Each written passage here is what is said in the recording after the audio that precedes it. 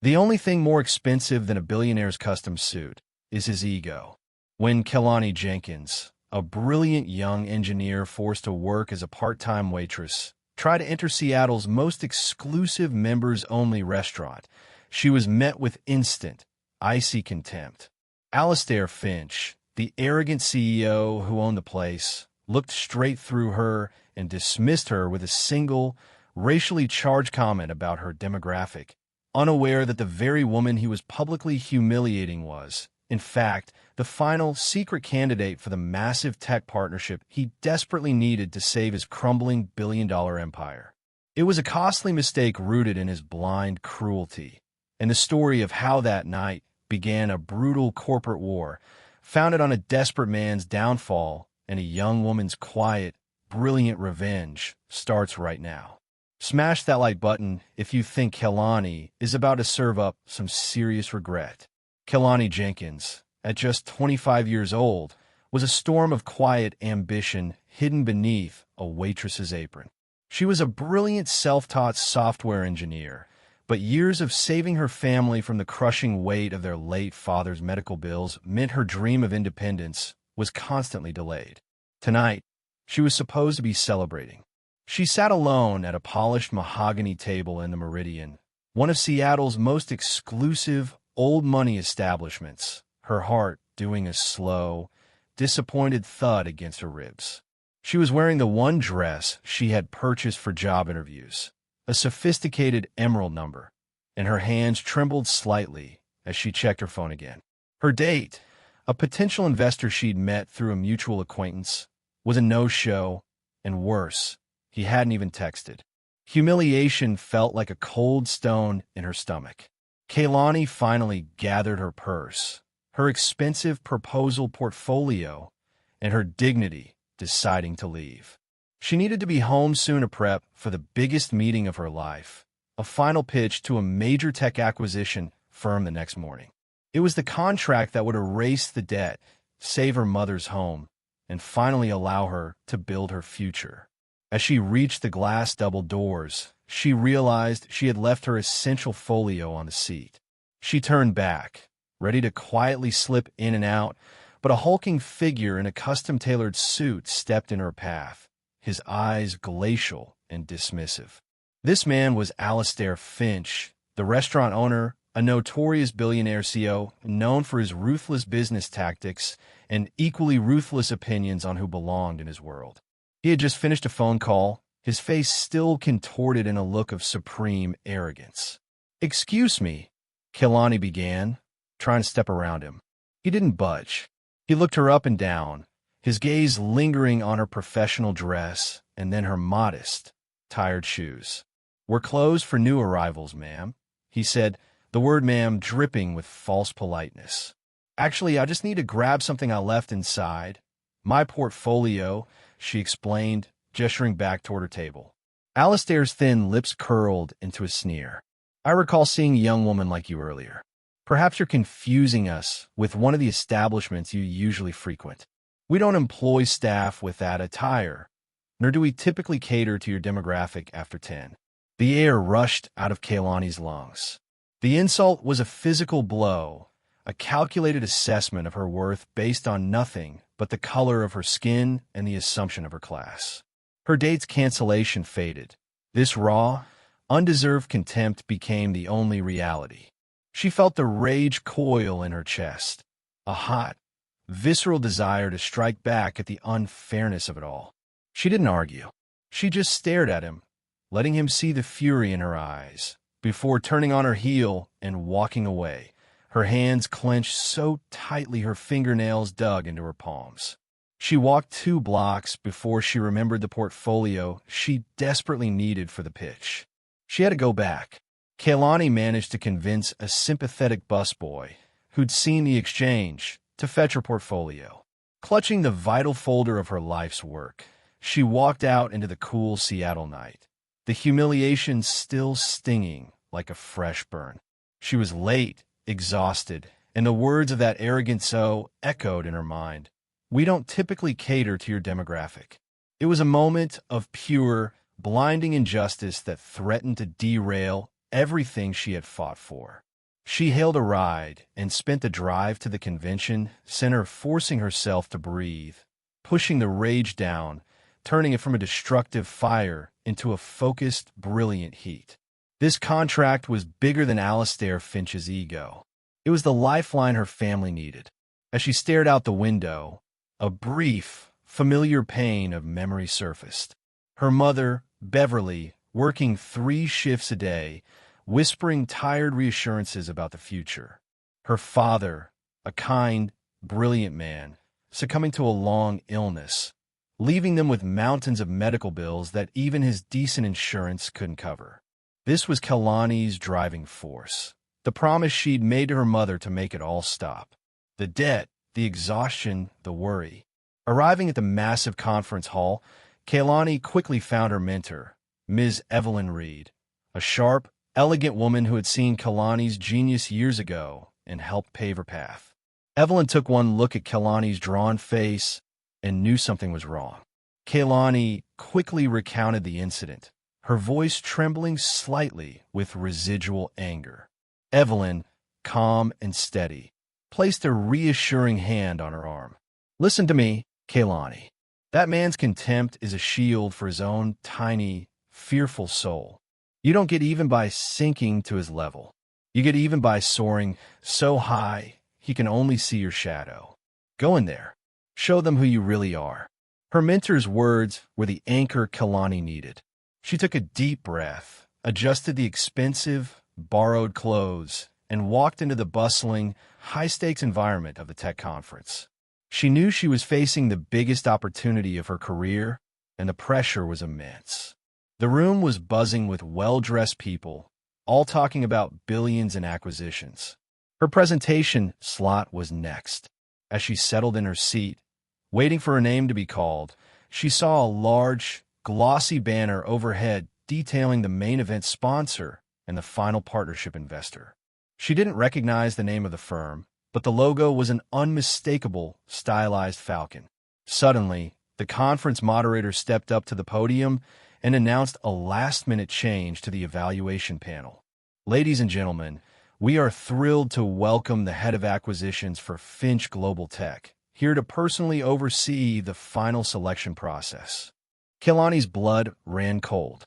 The firm was Finch Global Tech. She recognized the name immediately. Kalani felt the floor shift beneath her feet, the buzzing crowd fading to a low hum. Finch Global Tech. It was a huge, established empire, exactly the kind of powerhouse she needed. She frantically searched her memory, trying to recall who ran the company, but all the names and faces in the high-stakes world of Silicon Valley blurred together. She pushed the worry away. The only thing that mattered was the 20 minutes she had to present her revolutionary data optimization software. She took the stage, the spotlight hot on her face, and began to speak. She didn't just present, she performed. She spoke with a clarity and passion that was infectious, explaining her complex code in simple, compelling analogies that even the non-technical executives could grasp. She talked about the human element, how her software could streamline services for everyday people, not just maximize profits for the wealthy. Her confidence was no longer manufactured. It was genuine, fueled by her years of late nights and sheer brilliance. The room was silent, captivated. She saw nodding heads, scribbling notepads, and a genuine shift in atmosphere. Her demonstration was flawless, showcasing massive, immediate savings and efficiency gains. She had hit a home run. Just as she was wrapping up her final slide, the side door of the presentation room quietly swung open. A tall, impeccably dressed man slipped into the back row, obviously having just arrived. He carried an air of effortless authority that silenced the small whispers that had just started up. He was a distinguished man in his 50s, with sharp eyes and a carefully maintained composure. He was Mr. Sterling, the executive the moderator had mentioned. He hadn't heard the full pitch, but Kalani was still giving her concluding remarks, and he watched her intently. Kalani met his gaze across the room, feeling a fresh wave of adrenaline. She finished her presentation with a powerful summary of her vision for the future of the technology. The entire panel burst into applause, something unheard of in this usually reserved environment. Mr. Sterling stood up, never taking his eyes off her. He clapped slowly, deliberately, a small, knowing smile playing on his lips. One of the panelists immediately offered her a second, smaller meeting, but Mr. Sterling cut him off with a raised hand. He walked straight toward Kelani, leaving the panel behind, and his voice boomed slightly in the large room. "Ms. Jenkins, your work is extraordinary. Finch Global Tech is done with the preliminary rounds." He reached into his inner suit pocket and pulled out a heavy, embossed invitation card. "The final decisive round will not be here. It will be a private, celebratory dinner. Tonight, you're the only candidate we are inviting." Kelani's mind raced. An exclusive dinner? Tonight? She was ecstatic, but the sudden, overwhelming attention felt like a gilded cage snapping shut. This was too fast, too aggressive. She accepted the card, her heart pounding with a mixture of terror and triumph. The invitation was heavy parchment with gold lettering. It detailed a private dinner at 8 o'clock that evening at the Grand Beaumont Hotel in the CEO's private suite. Kelani couldn't believe it. From being humiliated by one wealthy man to receiving a golden ticket from another, all in less than 24 hours. She immediately called her best friend, Lena, a no-nonsense paralegal who specialized in intellectual property law. Lena squealed in excitement and then immediately shifted to cautious mode. "A private dinner? With the head of acquisitions? Kelani, that's insane. This is moving too fast. Do you know who owns this Finch Global Tech?" Kelani admitted she hadn't looked that far into the company's hierarchy, only that it was a colossal, stable firm and a perfect launch pad. "Just be careful, Kay. Big money often comes with big traps," Lena warned, but her underlying pride was evident. Kelani spent the rest of the afternoon feeling the euphoria of success. The relief of potentially ending the family's financial strain was almost overwhelming. She went home, showered, and then, with Lena's encouragement, put on the beautiful emerald dress again. This time, it felt like armor, not a misplaced costume. She spent an hour in front of the mirror, rehearsing her posture, her answers, and ensuring her confidence was locked down. She was ready to be a partner, not an employee. She was ready to move mountains. A few hours before the dinner, Kelani decided she needed to do her due diligence. She was still reeling from the rapid pace of events. She opened her laptop and pulled up the corporate structure of Finch Global Tech, focusing on the founders and top executives. She scrolled past Mr. Sterling's name and clicked on the company's history. The screen loaded a timeline detailing the company's explosive growth in the last decade, crediting its success entirely to the leadership of one man, its founder and chief executive officer. Kelani scrolled down to the required photo. The corporate headshot was a little older, a little stiffer, but the arrogance in the eyes was unmistakable, the sharp, severe mouth instantly recognizable. The name printed underneath the photo hit her with the cold force of a 1,000-pound hammer, Alistair Finch. Her blood ran cold. The man who had stared her down less than 24 hours ago, who had publicly humiliated her and dismissed her as beneath contempt. That same man was the ultimate decision-maker for the deal that would change her life. Her revenge had materialized before her, but now it was wrapped up in her greatest opportunity. The terror she had felt earlier paled in comparison to this sickening, full-body shock. The initial shock gave way to a cold, frightening clarity. Kelani sat frozen, staring at the screen. The man who ran Finch Global Tech was the same man who owned the Meridian, the same man who believed she didn't belong in his world. She could call Lena and cancel, walking away from the deal and protecting her dignity. Or she could walk straight into the snake's nest. She called Evelyn, her voice low and tight as she explained the situation. Evelyn listened, silent until the end. "Kelani," she said firmly, Alastair Finch is used to people running away from him. Go. You are smarter than he is, and your technology is better than his company's entire current structure. Go in there with your head high and your contract ready. Let him deal with the consequence of judging a book by its cover. Evelyn's words were enough. Kaylani made the decision. She was going.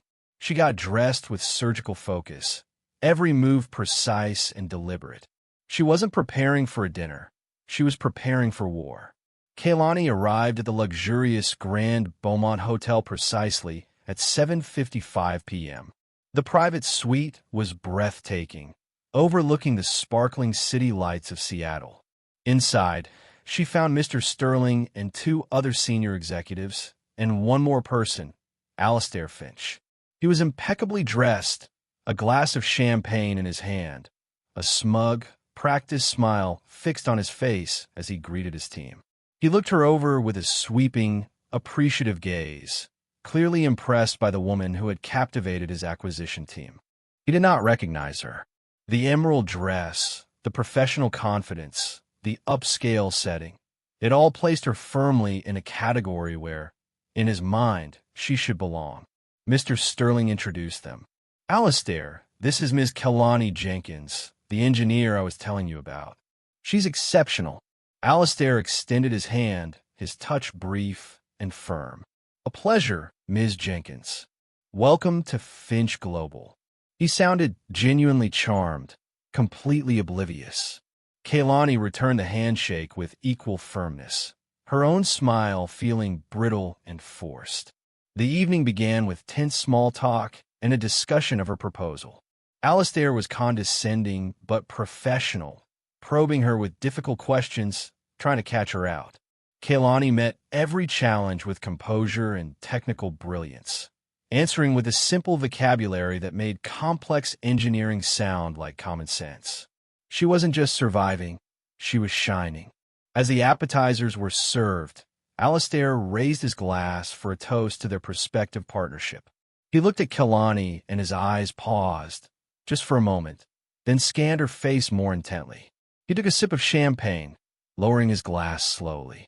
Something had snagged in his memory, a flicker of recognition behind the smooth corporate facade.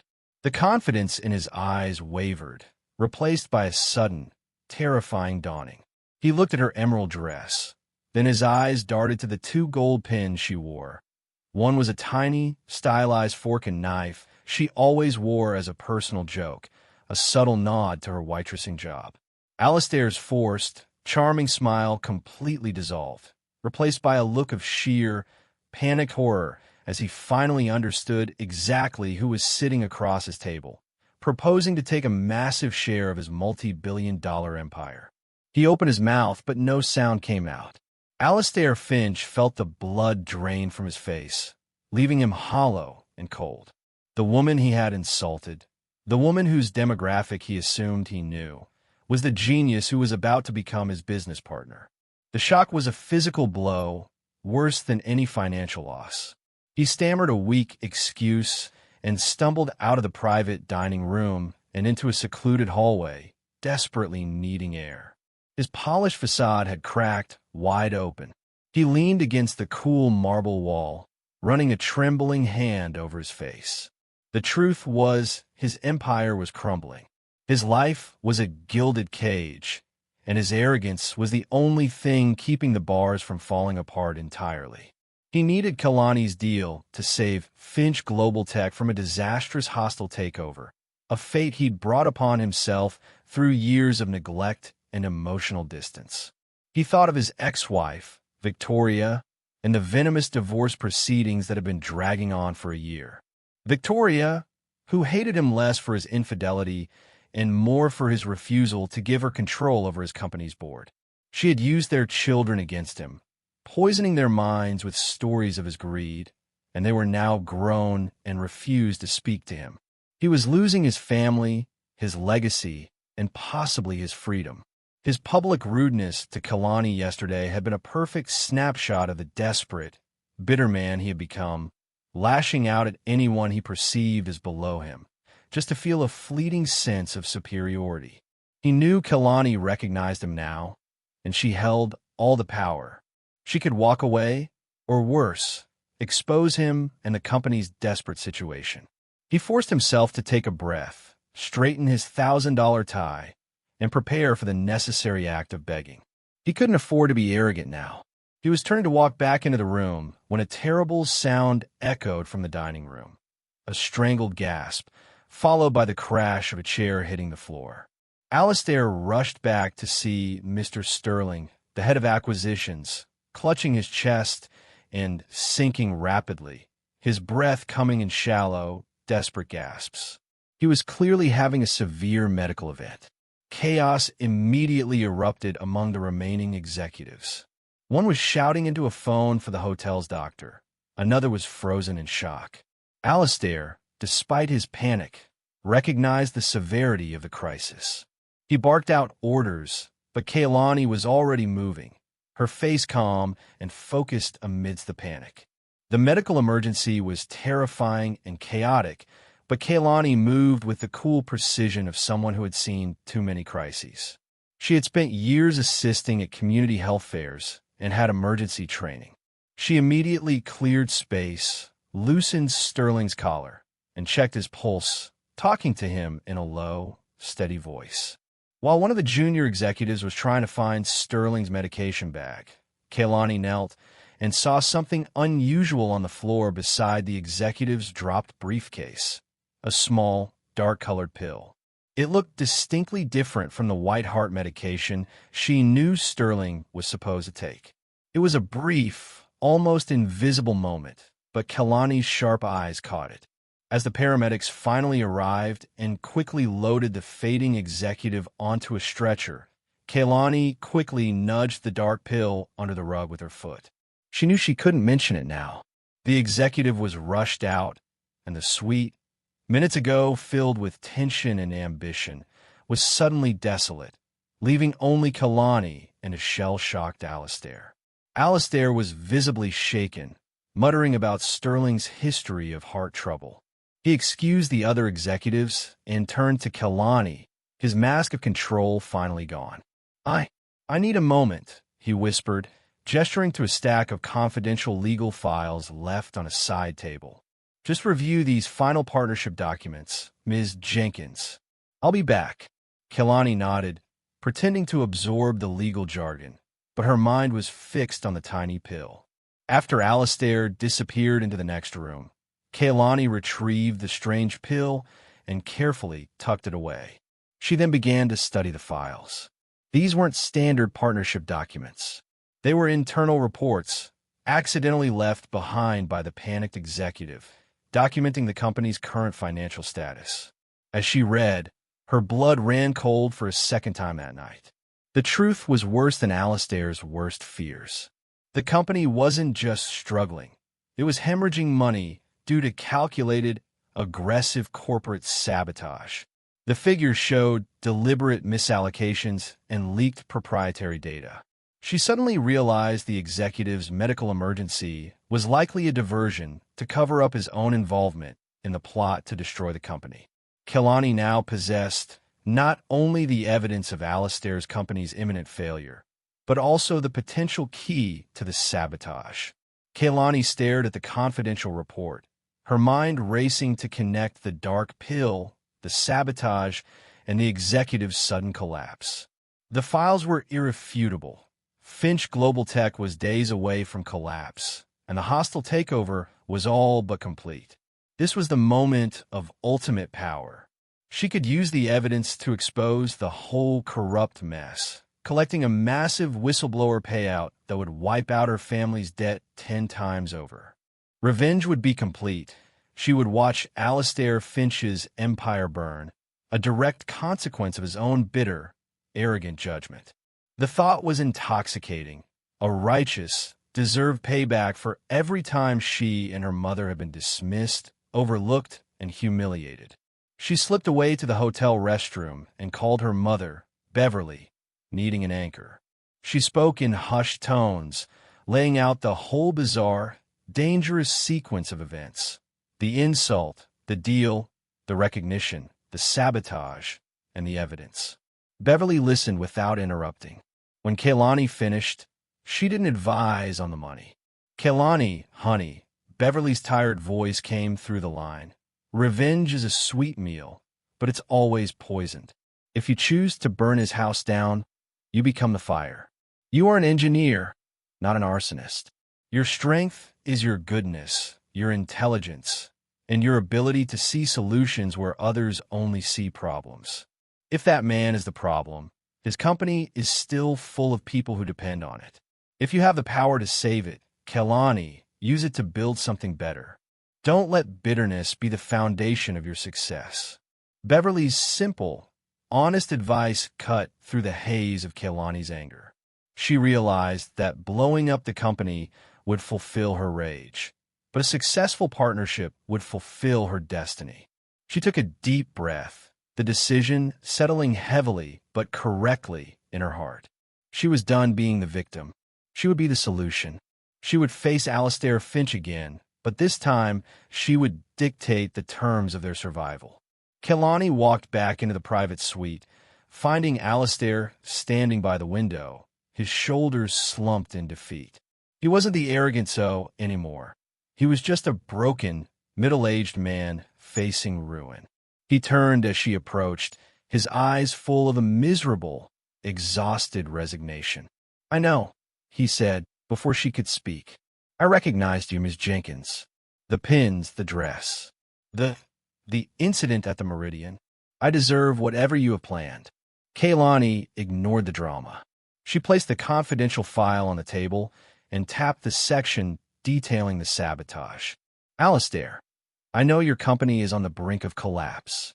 I know the corporate espionage is internal, and I know Mr. Sterling's collapse was likely a smokescreen, not a heart attack." Alistair looked from the file to her face, stunned that she knew everything. He saw no triumph in her eyes, only cold, clear professionalism. He expected fury.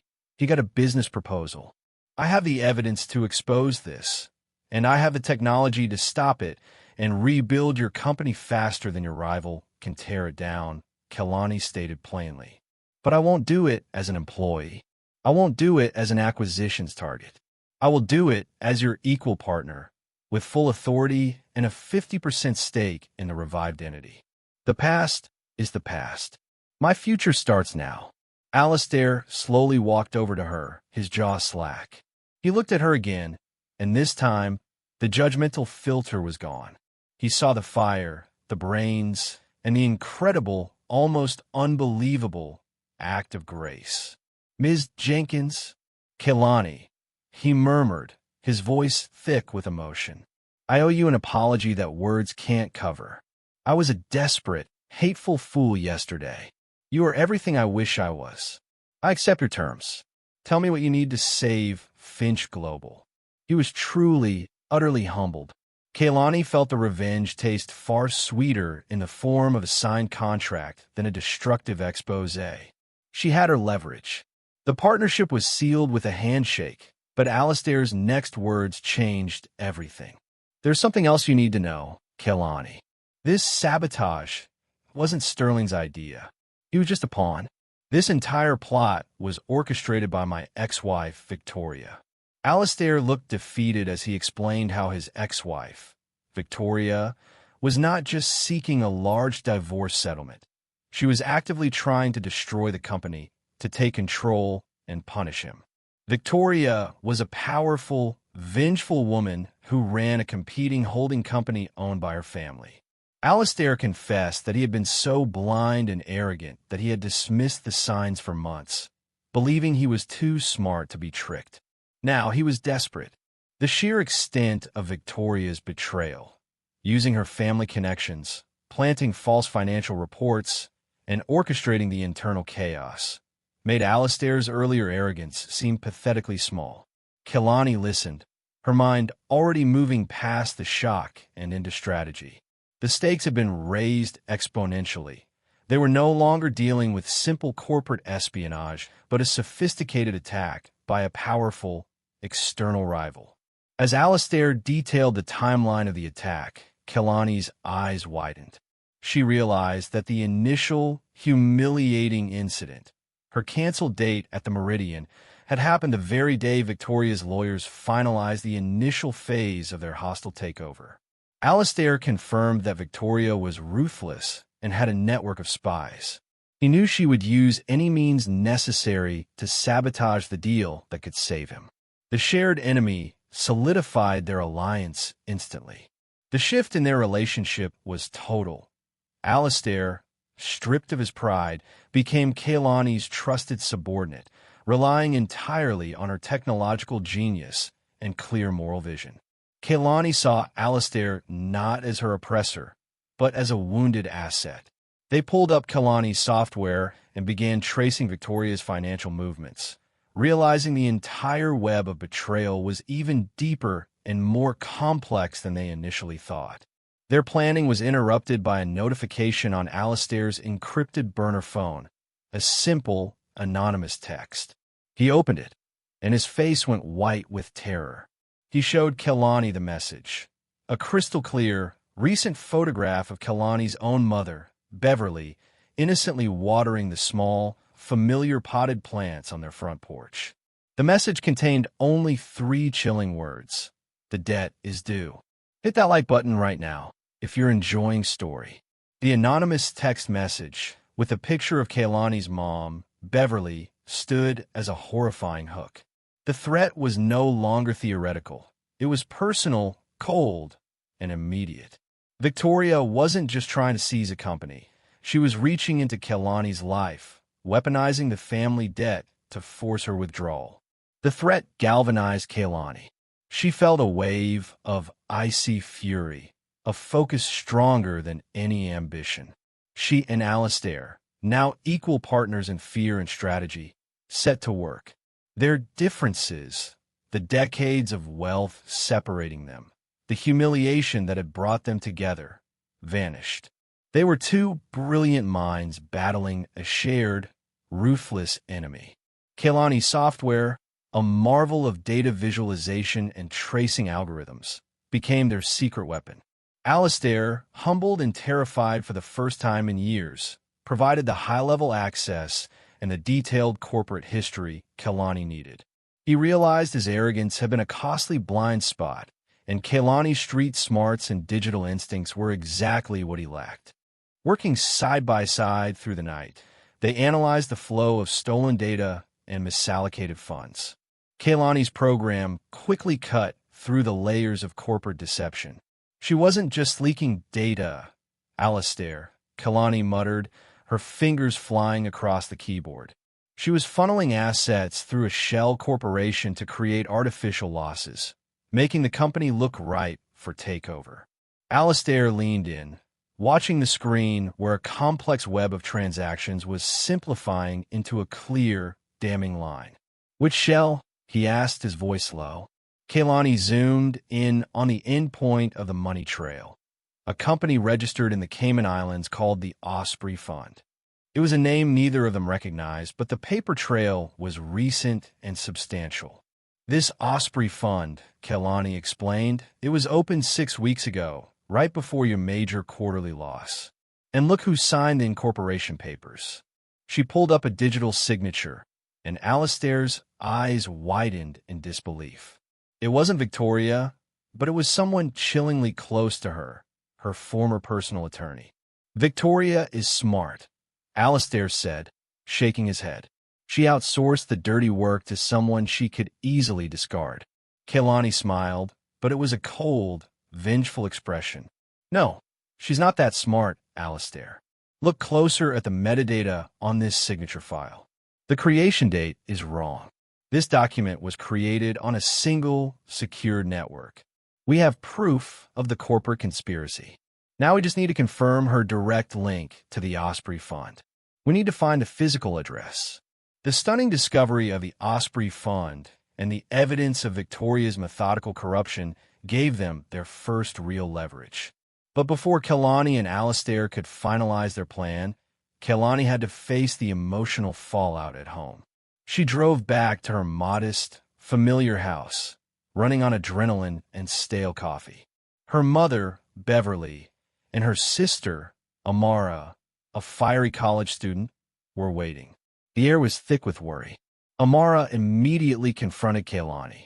Are you out of your mind, Kay? You're helping the man who literally told you didn't belong in his world? And now his crazy ex-wife is sending pictures of mom? You have to walk away. Beverly, though quieter, held Kaylani's hands tightly. Honey, you can't fight fire with your life savings. We'll find another way to handle the debt. This isn't worth it. The conversation quickly escalated into a painful argument. Kaylani, protective of her family and fiercely determined, snapped back. I'm not working for him, Amara. I am him. I'm his partner, his equal, and I own 50% of the solution.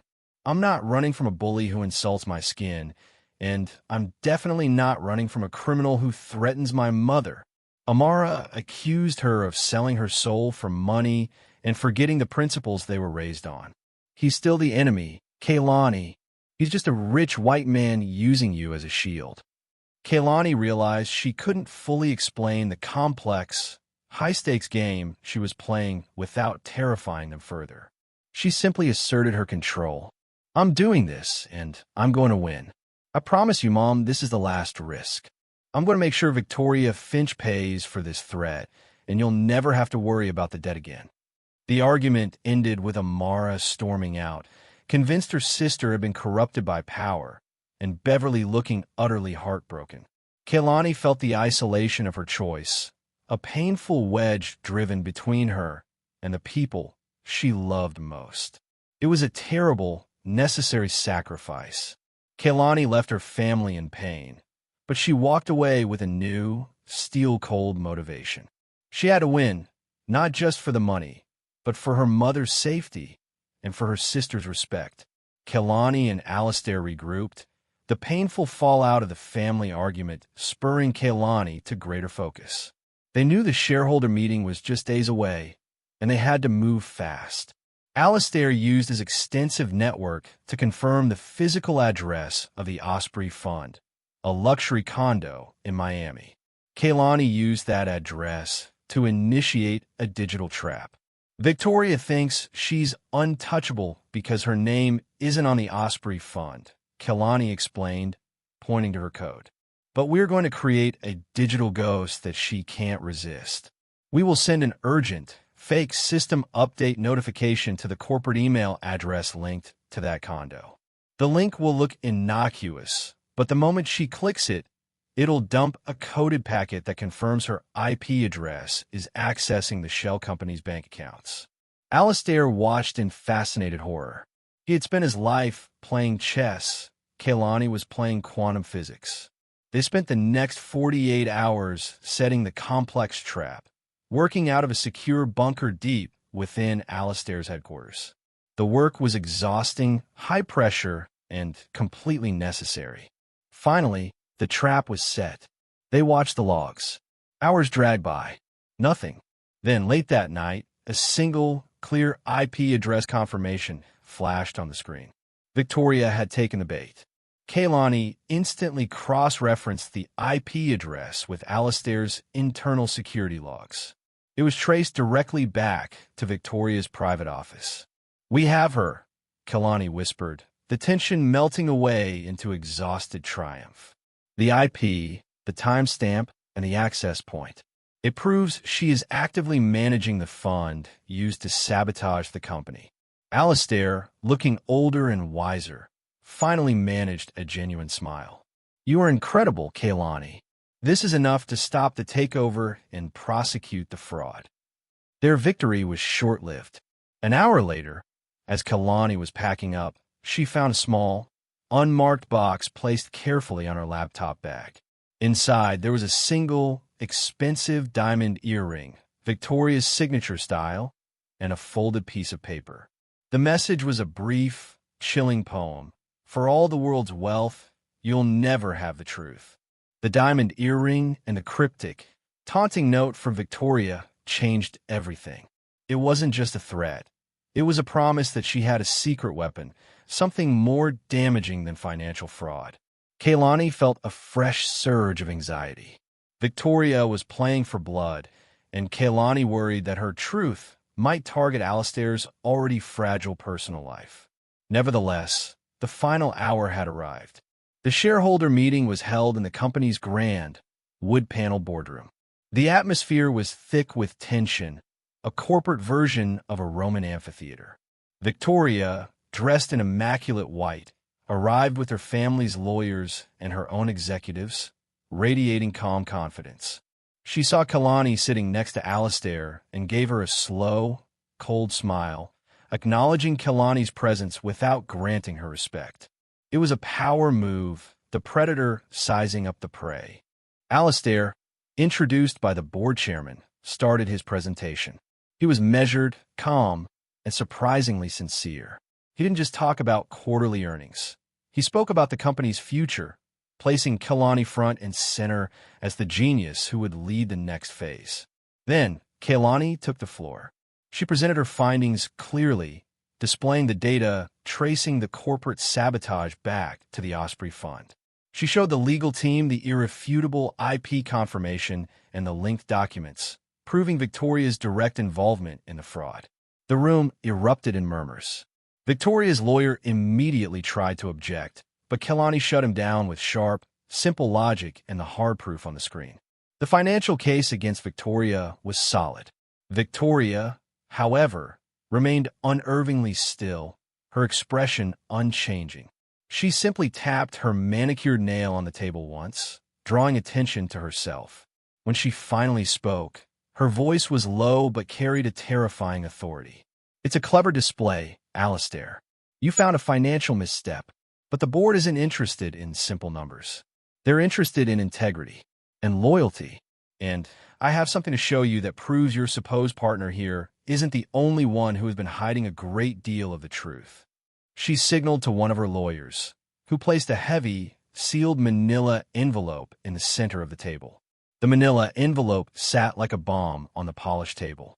Victoria smiled, that cold, triumphant expression settling on her face. "Before we discuss who owns the company, let's discuss who owns Alistair's legacy."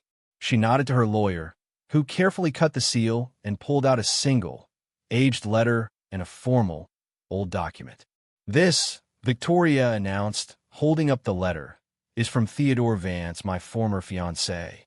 It was sent to me 30 years ago, right before I married Alistair." She paused for dramatic effect, letting the board members lean in. "It states that when I married Alistair, I was already carrying Theodore's child."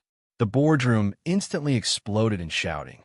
Alistair's face went from pale to ashen. The woman he had spent years trying to control had just delivered the most personal, devastating blow imaginable.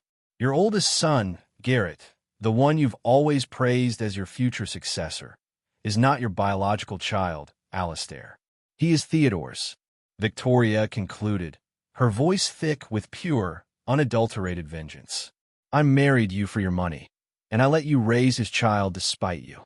Alistair staggered backward, knocking his chair over with a loud crash. He looked completely shattered, the revelation hitting him with the force of a train wreck. His entire life, his pride, his wealth, his motivation to build a dynasty, was founded on a spectacular, deeply painful lie. The financial fraud Kalani exposed instantly faded into the background. The betrayal was complete. Victoria had exposed the one secret that could not only destroy Alistair's emotional stability, but also shatter the company's leadership succession plans, as his son, Garrett, was now considered illegitimate by some in the room. Victoria held up the second document, a legal paper confirming the paternity. "This is what I meant when I said you'll never have the truth. You don't even know your own children." Alistair just stared at the floor, his hands clutched to his head, his breathing shallow and ragged. He was broken. Kalani watched in horror, realizing the true depths of Victoria's cruelty. This wasn't corporate, this was heartbreak weaponized. The sound of Alistair Finch's crash echoed in the sudden, horrified silence. He was beyond saving himself. His entire world, built on control and status, had just been vaporized by a single, cruel secret. Victoria, having dropped her bomb, stood back, expecting to watch him bleed out while the board seized the company. The board members, sharks in suits, started whispering immediately, their focus shifting from corporate fraud to the massive scandal of illegitimate succession. This was the ultimate low, the point where money stopped mattering and human tragedy took over. Kehlani, however, didn't hesitate. She didn't look at the files or the angry, self-satisfied Victoria. Her eyes were fixed on the broken man on the floor. She saw the raw, agonizing pain of a father who realized decades of love were built on a lie. She saw the humiliation of the man who had, hours earlier, been ready to beg for her help. Kehlani took a deep breath, her voice cutting through the board's venomous whispers. She didn't shout. She spoke with a quiet, undeniable authority. "Gentlemen, madam," she began, her tone measured but firm. "I presented irrefutable evidence of financial fraud against this company. Victoria Finch tried to steal this empire through calculated criminal means. But let's talk about integrity. Mr. Finch's heartbreak is a private, family matter, a terrible consequence of a private betrayal. But my integrity is public." She walked to the center of the table and stared down the board. "Yesterday, Alastair Finch publicly humiliated me. He judged me on my appearance and my assumptions about my demographic. He showed a profound lack of character. But today, faced with utter ruin, he was honest, he was humble, and he offered me 50% of his life's work as an equal partner. He chose to trust a young black woman he barely knew over the wealthy people who surround him. Victoria chose to weaponize a child's parentage for money. Now you must choose. Do you reward the criminal with betrayal, or do you choose the partnership that offers integrity, technology, and a real future?" Her impromptu speech wasn't about data. It was about defining character. Alastair slowly looked up, seeing her defend him against the world, and a tear tracked down his face. The board, shaken by the raw, emotional truth, began to exchange nervous, significant glances. Kehlani's powerful defense worked. The board, realizing that backing Victoria meant supporting a criminal and embracing a massive public scandal, quickly voted. The majority sided with Kehlani and a reformed Alastair, rejecting the hostile takeover and forcing Victoria and her lawyers to retreat in fury. The victory was immense but quiet. The boardroom emptied, leaving only Alastair and Kehlani amidst the wreckage. Alastair finally stood, steadying himself on the table. He looked at Kehlani, his eyes red and full of a painful gratitude. "You saved me, Kehlani. You had every reason to watch me burn, and you didn't. You saw a human, not an enemy." His apology was sincere, stripped of its old arrogance. He didn't just offer her the 50% partnership they agreed on. He offered her a title. "I need you to be co-CEO. You have the brain, the moral compass, and the vision this company desperately needs. I'm stepping back from day-to-day operations." Kehlani accepted, not with glee, but with a sober sense of responsibility. Their shared trauma had forged an unbreakable bond. The less extreme event was their quiet celebration, a simple toast, followed by Alastair's first act of true charity. He immediately drafted paperwork to establish the Beverly Jenkins Scholarship at Kehlani's old high school, ensuring that promising students from underprivileged backgrounds would have their college paid for. It was a silent, powerful apology for his past racism. Kehlani felt a wave of love for this complicated, wounded man. The new extreme event happened the next day. Alastair knew he couldn't move forward until he faced his son, Garrett. He asked Kehlani to go with him for moral support. They drove to Garrett's downtown apartment, both nervous. "I have to tell him the truth about his mother," Alastair confessed, his voice barely a whisper. "I have to ask him to forgive me for lying to myself all these years, even if he hates me forever." They stood in front of the door, Alastair raising his hand to knock. Alastair's hand trembled, but Kehlani placed a supportive hand on his shoulder, giving him the silent courage he needed.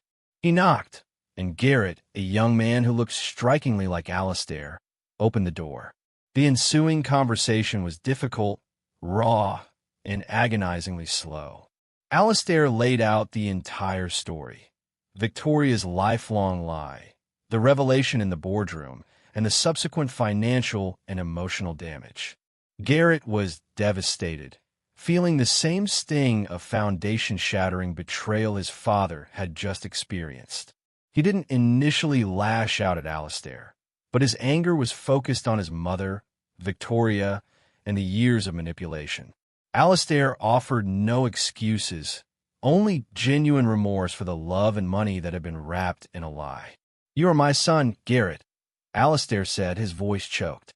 "Nothing changes that. I chose you. Now, I need you to choose me." Garrett looked at Kelani, sensing her silent support, and after a long, tearful silence, he agreed to start rebuilding their relationship, one difficult conversation at a time. The reconciliation, though messy and incomplete, was a monumental step towards Alistair's redemption. The less extreme event was Alistair's commitment to making amends. He began systematically reaching out to people he had wronged, starting with the restaurant staff at the Meridian. He sent a generous, sincere apology letter and financial compensation to the busboy who had helped Kelani. He even tracked down and apologized to Kelani's original date, who he had assumed was just a lowlife. Later that week, Kelani received a mysterious invitation, this one not from a corporate executive but from a small, upscale gallery owner. The card was simple, inviting her to an exclusive dinner to discuss a private, philanthropic matter. It was a cryptic request, but the penmanship on the envelope was strangely familiar, clean and elegant, exactly like the handwriting on the old letter Victoria had revealed in the boardroom. Kelani and Alistair, working now as co-COOs, transformed Finch Global Tech. Kelani's software was successfully integrated, reviving the company's profitability and reputation. They created a culture where arrogance was out and empathy and collaboration were in. Kelani ensured that every major hire focused on diversity and technical skill, not just pedigree. The less extreme event was the official launch of the Phoenix Project, Kelani's mentorship and funding program. She used her initial partnership profits to give back to her community, providing seed money and engineering resources for other young entrepreneurs who looked like her, ensuring they wouldn't have to wait tables to fund their dreams. The impact was immediate, securing Kelani's legacy as a brilliant businesswoman and a compassionate leader. Her success became a beacon, a living, breathing rebuttal to Alistair's initial, prejudiced assessment of her worth. Alistair, now an advisor, became her most vocal supporter, often telling the story of his own fall and Kelani's rise to corporate titans and young employees alike. He had shed his arrogance and found genuine purpose in being a mentor and a father trying to repair his mistakes. The company was stronger, kinder, and more innovative than ever before. Kelani was flourishing, but her heart remained guarded. She was independent and powerful, but her dating life had been non-existent since the crisis began. One evening, Alistair pulled her aside, a playful look in his eye. "You're going to that gallery dinner tonight, right? The one for the philanthropic matter?" Kelani confirmed it. He smiled. "Good. You deserve to be happy, Kelani. Life isn't all about contracts and conspiracies. Go see what the universe has planned for you." The final chapter of her personal life was about to begin, and she suspected the strange invitation was the key. 5 years later, Kelani Jenkins, now co-CEO of Finch Global, was internationally recognized as one of the most powerful and ethical women in tech. Alistair, fully retired and reconciled with Garrett, was a dedicated philanthropist and Kelani's fiercest friend. Tonight, Kelani and Alistair were back at the Meridian, which Alistair had quietly bought and completely renovated, changing its elitist policies and rebranding it as a community-focused, elegant restaurant. Kelani had reserved a table for two. "I can't believe we're here," she mused, smiling at Alistair, who was joining her for a pre-dinner drink. "The place where you told me I didn't belong." Alistair raised his glass. "It's a wonderful reminder of the worst decision I ever made and the best partnership I ever formed." A man walked toward their table. He was the one Kelani was meeting, her new romantic partner. As he approached, Alistair's eyes widened, recognition dawning, followed by a second, immediate wave of deep embarrassment. The man was the gallery owner Kalani had met through the cryptic invitation, and he was the same man who had been her date 5 years ago, the one who stood her up. He smiled warmly at Kalani and then extended his hand to Alistair. "Alistair," he said, shaking his hand firmly. "It's finally good to meet you properly. My name is Theodore Vance." Alistair froze. Victoria's former fiancé, the biological father of his son, the man whose letter had ruined him. Theodore, sensing the tension, explained everything simply. "I was investigating the Meridian for a piece on hidden racism in high-end establishments that night. I was trying to find out which staff members might speak to me. I had a sudden, severe allergic reaction, the medical emergency that night, and I was rushed out." He looked at Kalani. Victoria, hearing I was your date and knowing I was writing about Alistair's restaurant, seized the opportunity. She intercepted my messages, cut the contact, and then planned her move. Kalani smiled gently at Alistair, who was speechless, seeing the full, final picture of Victoria's manipulation and the incredible coincidence that had brought them together. Alistair was humbled one last time, realizing his arrogance that night had not only insulted his future partner, but also insulted the father of his beloved son. Kalani stood up, placing a hand on Alistair's shoulder and one on Theodore's arm. This time, all the truths were finally out. Kindness and collaboration had defeated cruelty and contempt. If you love Kalani's story of sweet revenge and total redemption, hit that like button and tell me in the comments below. What would you have done when Alistair Finch tried to stop you from entering the restaurant? Don't forget to subscribe so you don't miss our next story of ultimate betrayal and comeback.